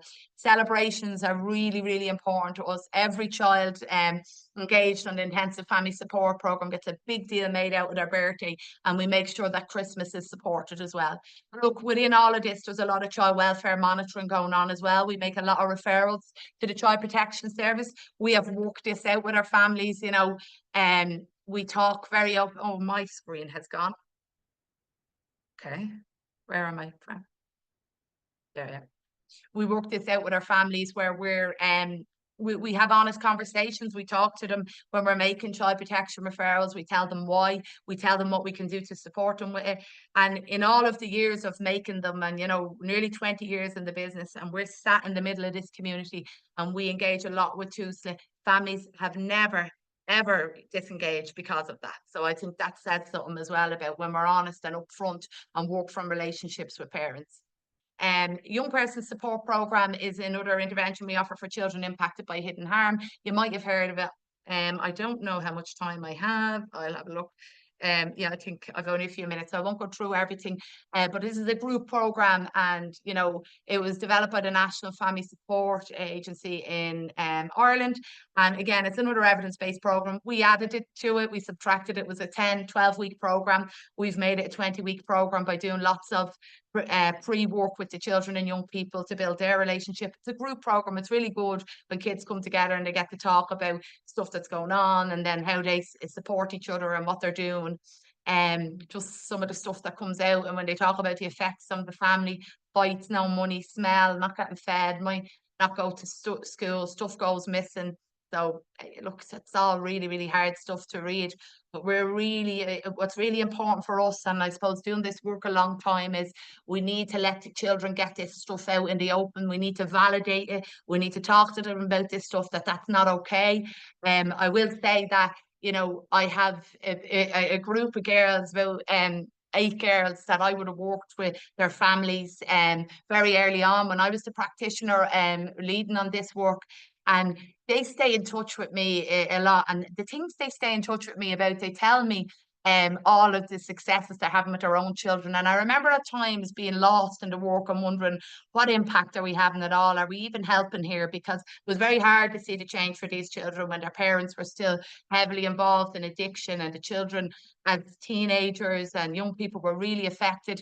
But as they've come through it, I see the effect now on them as parents. So when we talk about breaking the domino effect, I think it takes time. They talk about, you know, being really proud that their children aren't engaged with, you know, social work services. They ring me and tell me that their children got awards for, you know, attending all their days at school. They might ring me and tell me that one of their children needed speech and language, and this is what they've done. They've been on to this person and this person. Is that the right thing? So they're just really proud of how they are as parents, and they're amazing parents. And I think a lot of that's to do with getting their stuff out, validating, no, that's not okay, and, you know, and listening to them and supporting them and holding hope as well. Therapeutic key work, and I talked a little bit about that. It's one-to-one work with children, irrespective of where their parents are at, and it's a very safe space for them to be able to express themselves. And we're back to the one good adult. We use a lot of creative methodologies and sensory activities during this as well for children. There's young people's feedback about key work, and we just talk, like we talk about everything that's going on or that I'm worried over. It's never as bad after we talk. So I'll share this presentation. And again, I referenced the systemic trauma therapy. And this has been a great addition for us, because it always feels just so amazing when we have a family at this stage and are able to properly go in. And very often this is 6 months or a year. We don't rush 12-week therapy sessions. We don't think they work for our families, but this is about a process of really recovering together. So it's a whole family approach. It's looking at lasting change. It's creative and sensory motor methods of therapy as well, because some people can't talk about the stuff, so they creatively do it. Okay, I'll finish on this slide. It looks very big, but it's really a summary of the learnings from practice over the years, what's nearly 20 years. So it's long-term intervention for these children, young people and families. You can't fix this in 6 months. You know, you really need to give time and space to this work. And I make it in a point on a different slide or in a different square here. You know, it's different interventions at different stages of the process. So there's times at the early stage, you know, where it's very practical supports, it's ensuring children are safe, it's practical home-based supports, it's listening to the families about what they need, it's picking that child up in the morning, it's making sure appointments are got to. It's really because it's making sure children are in school, you know, bringing children to school. And because part of this work is we're trying to ameliorate the impact of hidden harm. So if a child misses, you know, 90 days in junior infants and 80 days in senior infants, it's very hard to make that up. So when things are quite chaotic, it's very practical supports. As I said, it's long-term. Really important. I've said it probably 5 or 6 times. Children having access to services in their own right, and the relationships with people and place, that has been so important. It's more important than anything that we do here, that the relationship is good, it's solid, it's open, it's trustworthy with both parents and the children. And we do what we say here. And if we can't do it, we tell people why we can't do it. A collective responsibility between Tusla, and I say Tusla in terms of the children and the safeguard, and the HSE in terms of addiction services. But I really think we need to think about the community and voluntary sector, because that's where families often come first, and that's where they're safe, and that's where, you know, a lot of the work starts, the beginnings of the work. I also include education here in terms of, I don't know if I should say community or if it's statutory, but there's such an important part of this. I've said the practical home-based stuff, the parent recovery. So much changes when parents get recovery, but as we've heard a number of times today, it's not just about parents recovering, it's about family recovery. That's so important, and we have to give time to that. The different interventions, I've mentioned that. I think I've said this already as well. Evidence-based programs are important, but they are not the be-all and end-all. Drugs and alcohol consumption patterns change. The impact of addiction does not. Look, the learnings over the years, we've been through the heroin crisis, you know, alcohol and prescription drugs, cocaine, crack cocaine's more on the streets now where we are as well. It's about the impact of the addiction. And look, whatever the drug, and we know some drugs can have a bigger impact than others, but, you know, I don't be blinded by that. It's about the impact it's having on the children in that family. The communication between children and adult services, that's so important, so vital. We need to be talking, we need to be sharing information. And I suppose the final one, and it's something that we try and do all the time, is hold hope for children, because often things seem hopeless. Hold hope. And if that is on the day in your key working session and going for a milkshake and letting them know you're on the phone that evening when they get home, just hold some hope. I think that's me. Thanks a lot, Fiona. Very comprehensive. So much information there. I think everybody will agree. It's I suppose what I love is the hold hope for children at the end, because that's really it, isn't it? Really, that children, and you can see to have outcomes even at this point from your long years is really beneficial. And I'm sure you're probably looking at that going forward, how to have those outcomes evidenced as well. So thanks so much. And I'm just conscious of time now as well, Sheila. So I'm going to swiftly move on to Annemarie. And you're very welcome, Annemarie. Dr. Annemarie Millar is a registered chartered psychologist with the British Psychological Society. She works as a research psychologist and has over 10 years experience working primarily with children and young people. Her research covers areas such as domestic and sexual violence and abuse, children and policing, and child rights, and focuses mainly on qualitative methodology. She also runs a coaching consultancy practice which focuses on emotional intelligence. So the title of Annemarie's talk is A Changing Climate for Children's Rights, Child Victims' Experiences of Policing within the Context of Domestic Abuse. Thanks, Annemarie.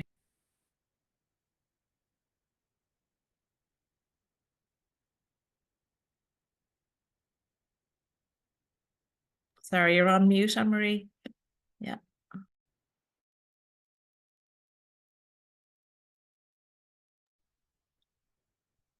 Yeah, it's wonderful to be here and such esteemed, listening to so many esteemed speakers and listening to your passion and expertise around children and young people. It's very overwhelming to hear you speak, very emotional as well. Yeah, how much time have we got, Caroline, just so that I can estimate my presentation? Yeah, well, I suppose it's coming up to, it's 25 to, if you can maybe finish within 20 minutes, I think, Sheila, I know we're going to be running a little bit into 1 o'clock, but if you can get 20 minutes, be brilliant. Annemarie, thanks. Great, Caroline, I'll try my best. This is going to be a presentation of two halves. One is I want to present the work for my doctoral thesis, but also focus more on what came out of that, because I think that's the most important part. And also to set expectations around what I can deliver in 20 minutes. This is a flavor, and if anybody wants to contact me after the presentation, I'd be very happy to hear from you. So let's get cracking. So I published this research in 2018. It still remains the first and only study that looks at policing within the context of domestic abuse in Northern Ireland, which I'm not proud of that fact, that still remains. It'd be great to see more studies and research done into children's experiences. And I think that's pretty much a challenge which a lot of the speakers have been talking about how do we centre children. And it's lovely to hear that that's actually changing and evolving, where children are being seen as victims and people in their own right with rights. So I started to think about, research should change, right? Your thinking should change as things change and new research and looking at society. So when I started to see the climate protests, I started to think a little bit differently about my own research. And certain things then started to come up into the surface, which is going to be the focus of my talk. So I want everybody, and I kind of hear that, but also in the speakers, but also the people listening, to think about your own view of children and childhood, because they will most certainly be influencing how you show up as a practitioner or a parent or in relationships. We've heard a lot there about relationships, and thanks, Fiona, for highlighting that. I really think that's 100%. It's the relationships that matter for children and young people. So how do we do that? How do we show up for children and young people? So holding that view in mind, what do you think about children and childhood is very, very important, and some of the things that we'll be thinking about throughout this presentation. So in many different contexts, children are not seen as holding capacity. In some ways, we still see that still holds true, that children lack capacity and that they're vulnerable and they lack agency, which is true, but also they have agency and capacity. So trying to hold all those tensions, but holding in mind that one question: how do you conceive of children and young people? So I started to listen and observe about how children were being perceived within the context of the climate crisis. So many things came up, and you can research this and look at it. You know, when you think about how social media portrayed children, like Greta Thunberg, who was leading the climate crisis, but also children who are also showing up for the climate. They were the people who were protesting, right? So often what got challenged was, who's speaking for children? You couldn't be thinking that. You know, kids couldn't be thinking these things on their own. There must be someone behind them kind of telling them what to think. Or either we were pathologizing children, calling them mentally unwell or unstable. So it's an awareness of all these narratives that surround children whenever they speak up. And I'm not sure if that's your experience. I'd be interested to hear from the other practitioners or people in the audience. When children, and really to be honest, how do you feel when children challenge you or they dissent? That's true children's rights. Not when children are being compliant and aligned with adult views, but when they're dissenting. How are we representing those voices? So I started to think about that in relation to the climate crisis. Will what's happening in the climate crisis start to filter through into other areas, such as domestic violence?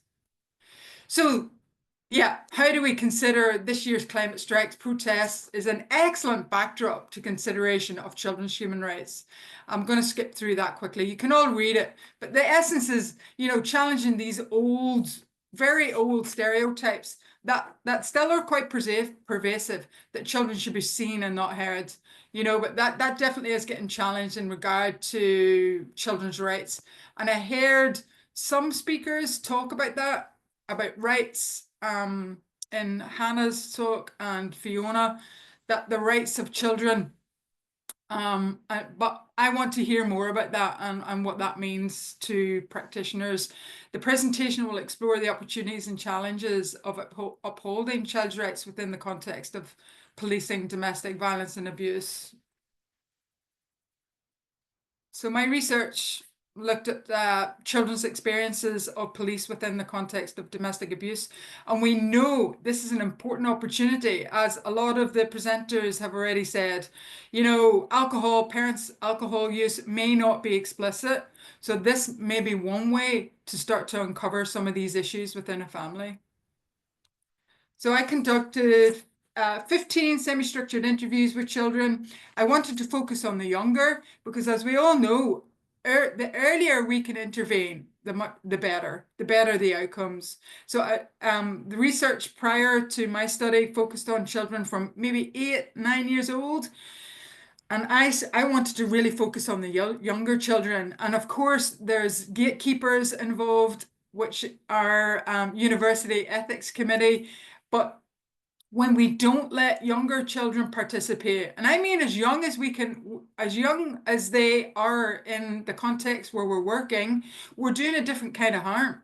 So it's not to say when we don't include children, we're protecting them. We're not. We're just causing a different kind of harm from not allowing them to participate and discussing their voices. So we'll think about that as well. 20 semi-structured interviews with police. I did 2 case study interviews that matched a child and a police officer from the same incident, which was really illuminating.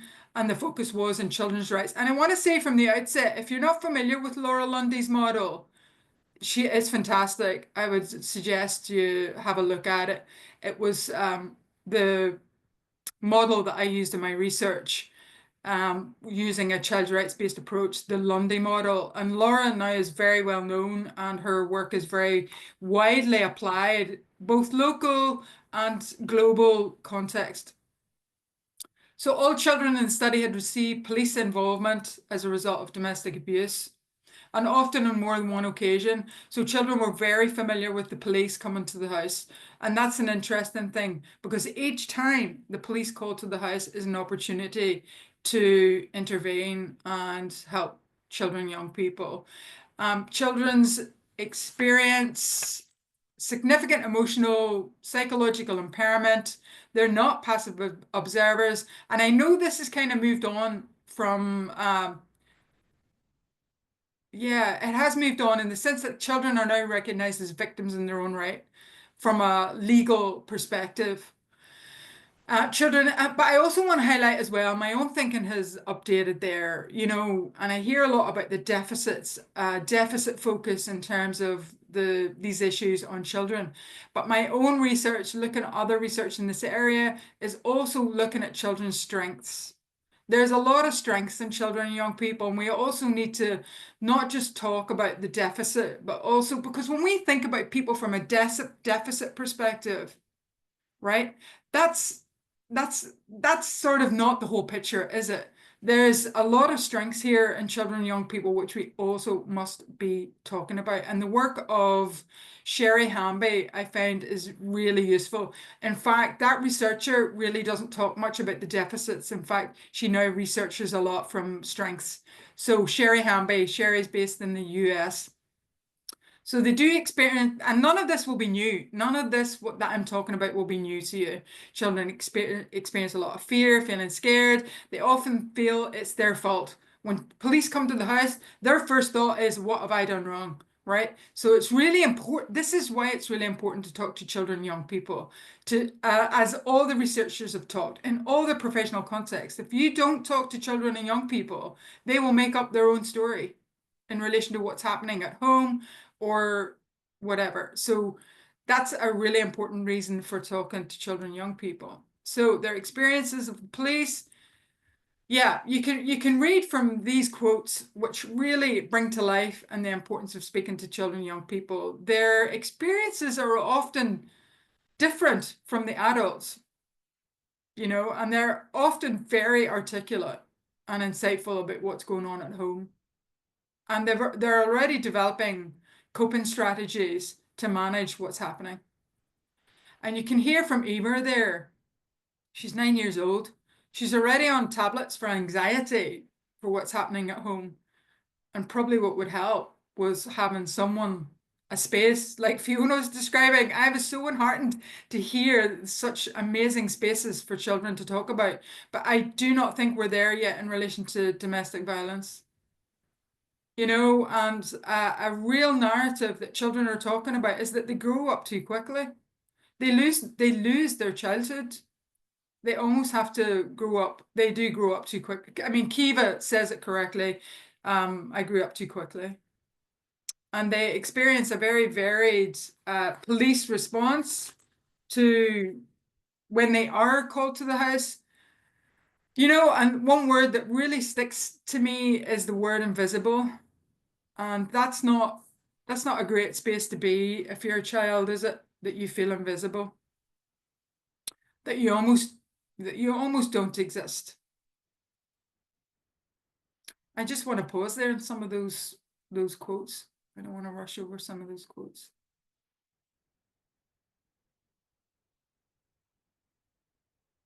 In some instances, children had a very positive experience with the police. Judy there is saying how happy she was to see the police. So the one thing that I'm really thinking about now in my own work and all the talks that I'm really kindly asked to come and do, my focus is really on children's rights. First and foremost, we have to focus on children's rights. When you read these quotes, they only talk to grown-ups because children are not allowed, only if the adults say. And well, I mostly felt sad because I'm small and I can't do anything. There's something really important to these quotes.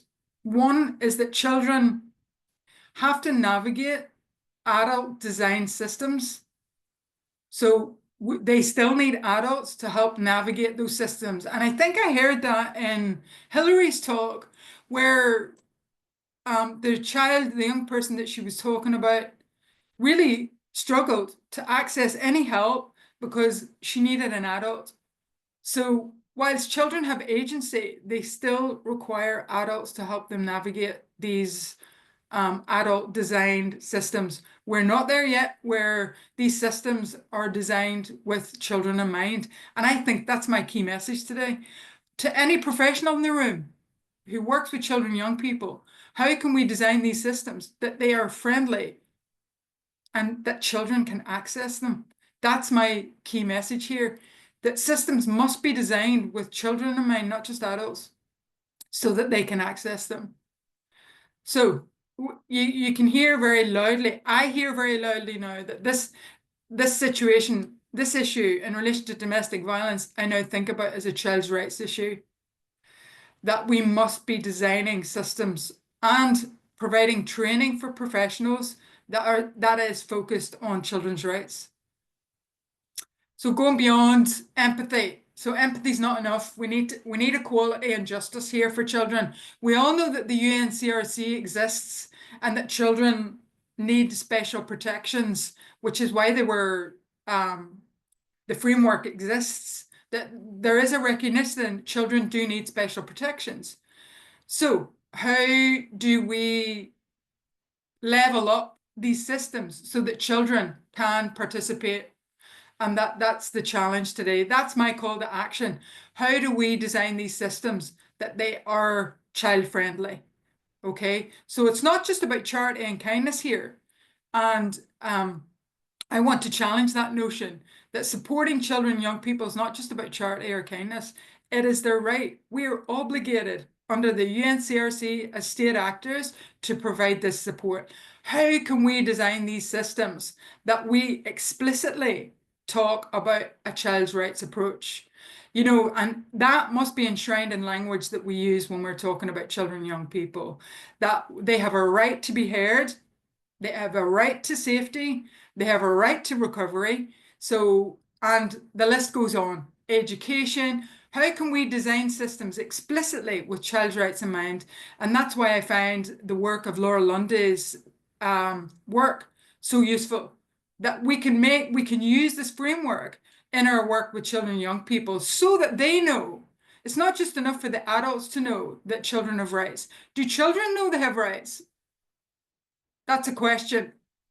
Do the children that you work with know they are entitled to support? You know, is that part of the conversation? I don't think it is.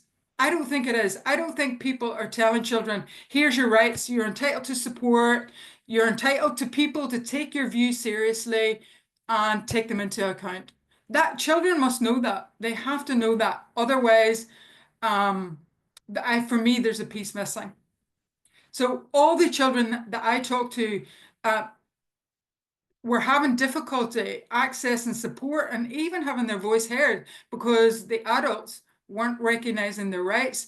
And I'm not even sure the children knew they had these rights. So those are two things that I'm thinking about now when I'm thinking about my own work. Yeah. So domestic violence is like any other crime. There's a limited view of the police role. Children did not see the police as helpers.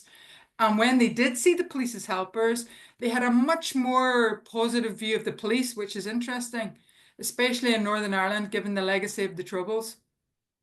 So these are wonderful opportunities for, you know, we've talked a lot about relationships, to build those bridges and to build those relationships. I think it's so exciting. Okay. So this is about the police here, the police response. I'm going to go through this really quickly. DV is like any other crime. So there is a recognition that domestic violence is not like any other police work. There's a limited view of the police role and variability in the police response. So in the sense that the police are finding these incidents really difficult, there's a lot more emotions involved, and because the people involved know each other, they're generally in a relationship with each other, so that can make the situation more complex. You never know what you're going to walk in and find. There's a lot of shouting, a lot of screaming. So you can imagine that environment and how difficult that is for police officers to ground themselves and then to give a very constructive response. So as Caroline has said, I do some work around emotional intelligence, and that's the framework I use here with police officers. So I do offer some consultancy around emotional intelligence. And I think there's a piece missing here for any professional working with not just children and young people, but anybody they're working with to, you know, think about emotions and how that plays into their response, which I'm happy to talk about. As I said, I'm only touching the surface here with some of these things in relation to the research. So there's a variability and there's no surprises here. So it's the good, the bad, and the ugly in terms of the police response. There was great variability. So how can we narrow that gap so that children, Fiona, I heard you talk a lot about it, that we must be working to reduce the variability in our professional responses to children and young people. You know, they should be able to predict how adults are going to respond, and that response should be a supportive one. that recognizes their rights. Yeah, and there's some incredible police work here going on where police really focused on the kid and went straight down, talking to them, you know, treating them with some level of humanity. And in fact, the most important thing was going back to some of those kids that felt invisible. It kind of brings their existence into being when we talk to them and acknowledge them. You know, we all know that whenever you feel validated and there's a safe space created for you, you know, that is it's transformative, you know? And to be honest, that's the thing that's healing. And I think you alluded to that, Fiona, that and Hannah, that's the thing that's healing. When we create these safe spaces for people to be, you know? So professional competence, it's about doing the human side of things. And I keep going back to Lord Lemming's report around Victoria Climbié, when he said, we must do the simple things well. Let's not complicate this work. Let's do simple things well. Let's keep going back. His words ring in my ears, you know, from that Lemming report, because he talked about an emotional disconnect between the professionals and Victoria, where the professional had emotionally disconnected from that environment. And this is Emer again. She's telling me what she thinks would help and what children need in these instances. They need police to be trained to see the signs when you're really sort of scared. So here's the piece. In that context, children needed the adults to be able to say, okay, I'm feeling something here. I think there's something else going down here, because children don't feel safe always to speak. It's not that they're hidden. It's not that they're silent. Sometimes it's not safe to speak, so they have to be silent. So sometimes silence is a productive, safe response for children. So that's when the skills of the professional come in. So, and that's where emotional disconnect is really dangerous, right? So we must be tuning into the child there, because sometimes silence is a safe response. I think it's important to hold that in mind, you know, but children are trying to communicate to us, you know, and let us know what's going on. So I love this Fonagy quote. And as a psychologist, it's where I work, that adversity in and of itself is not traumatic. It's when one's mind is left alone with that trauma that it becomes traumatic. So an accessible other mind provides the social referencing that enables us to frame a frightening and otherwise overwhelming experience. And I think that resonated with all the presenters that came so far, that it was when they were able to talk about it. And not only that, the person listening to that experience was able to hold it. They provided a safe container for that story that got validated and listened to. And listen, we don't always have to provide a solution. We really love jumping to solutions, but sometimes the solution is just listening. And that in and of itself reduces trauma. So how do we do that with children, young people? And this is the work that I am dedicated now. How do we create safe spaces for this to happen so that children can talk safely? Because they will be testing the water with certain people. They do test the water. They do say, okay, is this person safe? And they will try to talk about their experiences. I think Hilary, you know, she talked about that first instance where the child tried to open up and the person said, oh, we're shutting down in 2 weeks. That may have shut down that kid permanently until they were adults. So how do we provide safe spaces for children to talk? This is where I want to talk mostly about in relation to how do we embed child's rights into our work. Less a focus on the skills and abilities of the individual police officers and raising awareness, but this is all within the context of domestic abuse. So let's be clear, the UNCRC is binding, it's not guiding, it's something we must adhere to. So Article 2, but Article 12 is kind of a linchpin, you know, it's the cornerstone of children's rights. They have a right to have their views taken seriously and respected. But now Article 2, treat it in a fair manner without discrimination, means that their voices must be taken as seriously and equally as the adults.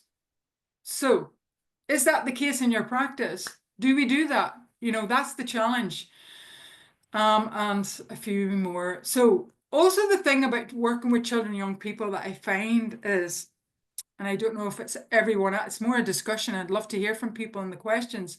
You know, when children start to, there's this narrative that children will get upset if we start to talk about challenging things.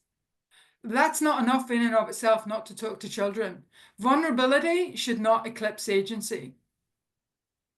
I'll say that again. Vulnerability should not eclipse agency. We should not stop what we're doing because children, there may be the potential for children to get upset. That's okay.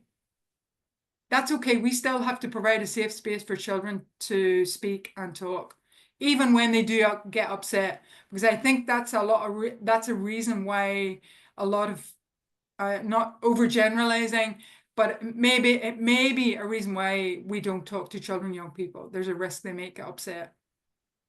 So I alluded to the model I use, which is Laura Lundy. I'd love to talk more about this because I find it really powerful. It really operationalizes our obligations in relation to the UNCRC, and this work must be explicit. Must be explicit in our language and in our practice. We must be using a child's rights framework in a more explicit way. Because I said, it's not just charity or kindness, we have an obligation. This Lundy model, which all these resources are online, they're free. And that's a little feedback sheet that you can use for children in relation to this. This is a reframing of Article 12. 4 components: space, voice, audience, and influence. I'm not going to talk about it much because I'd like to hear from questions at the end. So this is a call to action.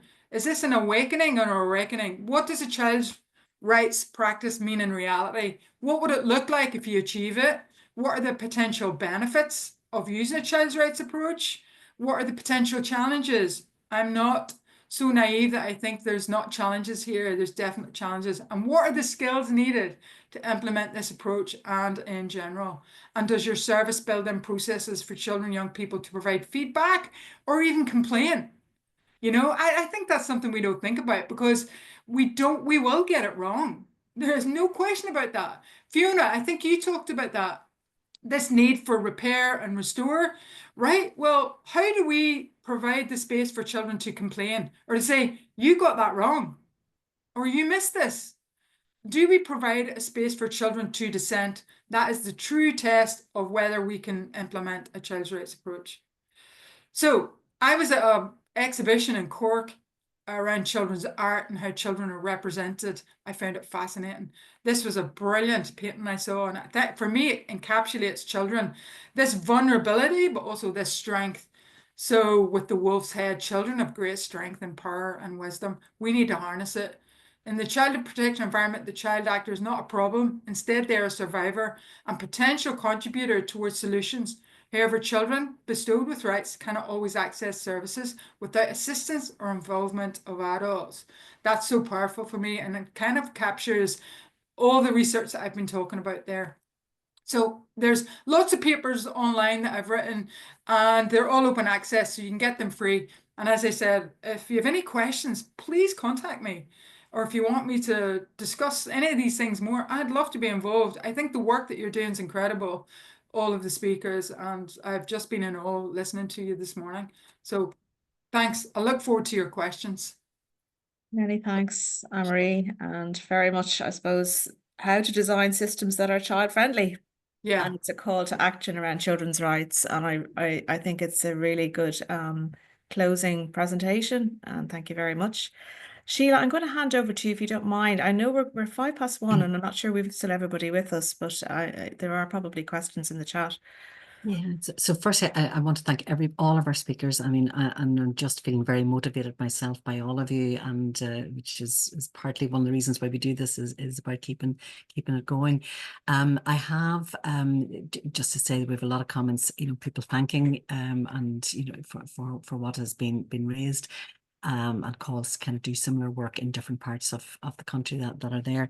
A question just that has come up, I suppose, and it's really more that I'm asking this question when I have you here. If we have a policymaker in the room, we have an election coming here in the south, what would you be asking for? What would be your number one ask in this space? Because sometimes we do get these opportunities, and just maybe going around the panelist to say, what would you look for? and maybe Absolutely. start. Good. First, Yes. I'll start. My big thing is, from providing services is first we recognize and really, really get the impact of hidden harm written into policy, and that then we fund services to children in their own rights, no matter where family or parents are in their journey. That's so important. We just, when I was listening to Hannah earlier talking about, we've done a lot of work with, children impacted by DV and their rights and in legislation, and also children are exploited. I know some of this is more UK. We can't lose children impacted by hidden harm or their parents' drug and alcohol use, and they get lost or they're topical for a while and then they come in and out. But we really need to keep them at the forefront of our policies and our responses. Thank you. Very clear, very indeed. Annemarie, any thoughts that you would put on that? Oh, lovely. Yeah, to make children's rights more explicit. I know we use a lot of proxy language for children's rights, but we need to be making it more explicit in our writing policy documents, and then providing the systems that enable children to access them themselves. So yeah. Very good. And Hannah, you've Yeah, I just echo what Fiona said. Really, something that we've I know this is very much a kind of UK sort of based lens, but something that we've done in our local authority. And it's a bit of a bugbear of mine, because I kind of feel like we shouldn't need the numbers to kind of evidence the needs of these children, but actually for policymakers sometimes the hard data is needed. We have the qualitative research, we have the qualitative, we have the voices of children from hidden harm and all the publications that have come over the last sort of 20 or so years. But if each area, certainly in Greater Manchester, we've trialled it in Stockport, and we're trying to roll that out into other local authorities around Greater Manchester in the northwest, that every local authority has data specific for children affected by parental substance misuse. So we already collect data in terms of how many children are open to our children's services because of domestic abuse, or how many children are subject to a child protection plan, or have to become accommodated, and come into local authority care because of other forms of harm. But we don't have that hard data for parental substance misuse.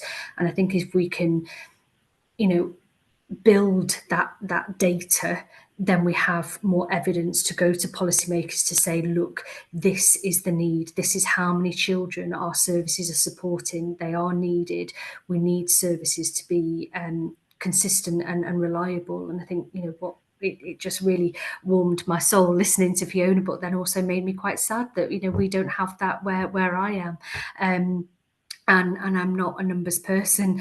I think for me, I would rather listen to a child's voice than read hard number data. But we need that, because otherwise policymakers, commissioners are not going to be able to listen and respond.